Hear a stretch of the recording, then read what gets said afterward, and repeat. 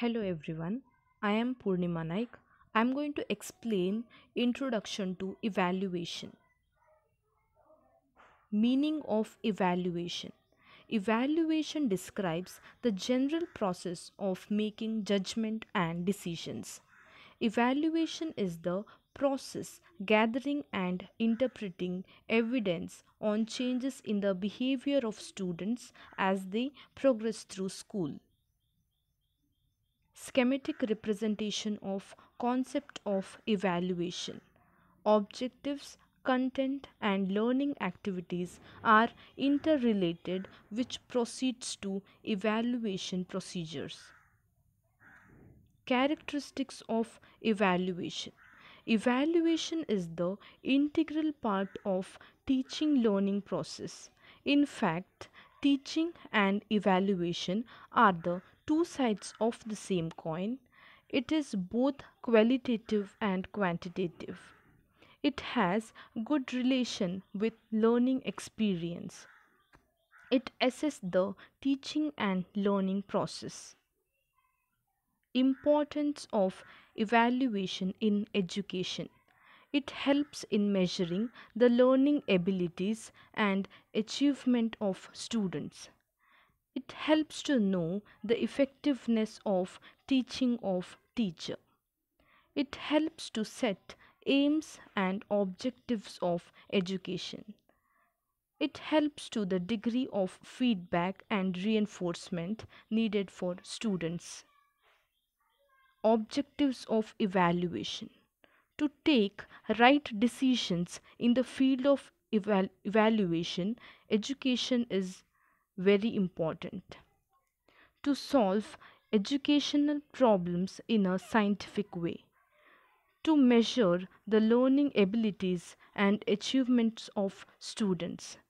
To evaluate the extent to which the objectives have been achieved.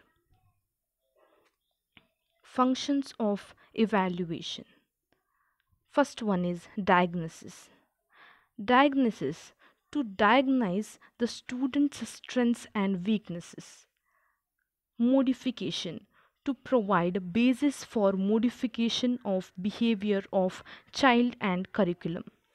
Third one is prediction, to take right decisions in the field of education and to solve educational problems in a scientific way. Prediction is very important.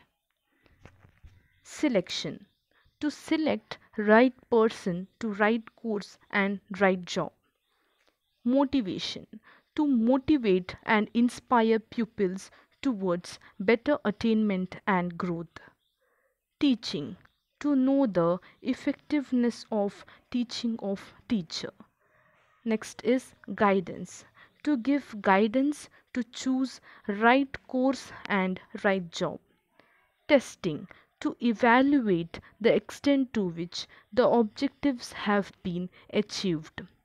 Next is grading, to grade the achievement and degree of success of children.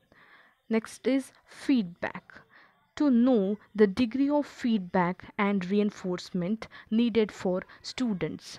We have to compare the achievement of pupils in his class and in community, in one subject with other subject, and in one field to the other field.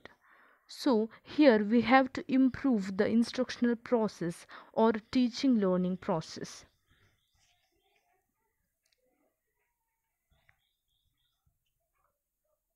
Next is principles of evaluation.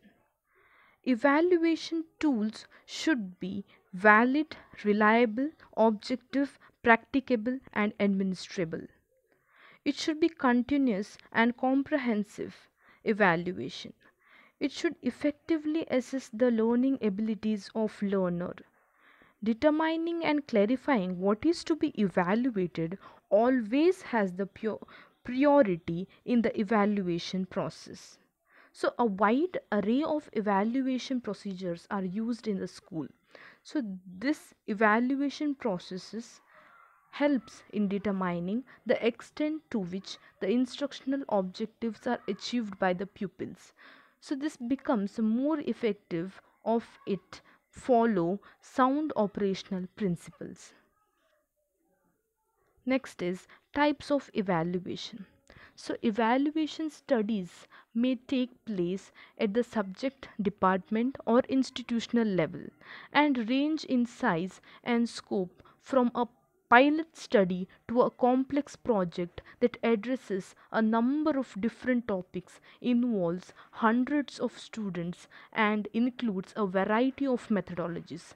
So, there are mainly four types of evaluation, that is placement evaluation, diagnostic evaluations, formative evaluation, and last summative evaluations. So, placement evaluation is used to place students according to prior achievement or personal characteristics at the most appropriate point in an instructional sequence, in a unique instructional strategy, or with a suitable teacher.